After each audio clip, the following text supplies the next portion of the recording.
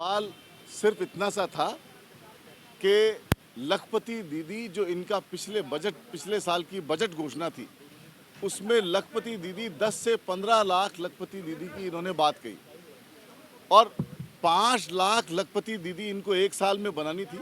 मेरे सवाल के बाद में रिपोर्ट ली गई और मेरे सवाल के बाद में ही उसका फिगर बनाया गया, उसको 15 लाख से ऊपर पहुंचाया गया।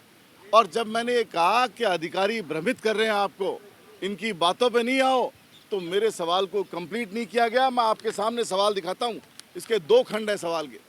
दूसरे खंड पे कोई चर्चा नहीं है पालनहार के नाम पे, ये मेरा दूसरा सवाल है और मेरे को सवाल पूरा नहीं करने दिया गया। एक सवाल का सप्लीमेंट्री पूछने की इजाज़त दी। खंड 2 जो इसी सवाल का खंड 2 है, जिसमें पालनहार की मैं बात कर रहा हूँ, मेरा मुद्दा तो है नहीं, ये मुद्दा आम जनता से जुड़ा हुआ मुद्दा है।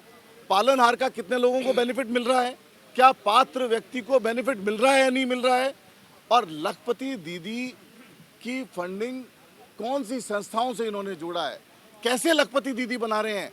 5 लाख लखपति दीदी अगर ये ऐसे इतनी जल्दी बना सकते हैं तो देश में बहुत जल्दी खुशहाली आ जाएगी। फिर तो मिनटों का काम है, फिर बना दो सबको लखपति। फिर क्यों इंतजार कर रहे हो किसी बात का। फर्जीवाड़ा नहीं चलेगा, सच लाना पड़ेगा सामने, जनता के सामने सच आएगा। और फिर आप इंदिरा जी के नाम पे बयान दे रहे हो।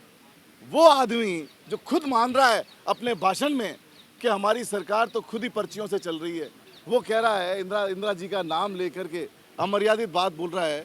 जब मैं अधिकारी की बात बोल रहा हूँ उसको तो 1 मिनट में डिलीट करा दिया आपने, और जब हम इंदिरा जी की बात कर रहे हैं तो आप डिलीट नहीं करा रहे हो। ऐसे नहीं चलेगा, नहीं चलेगा, नहीं चलेगा।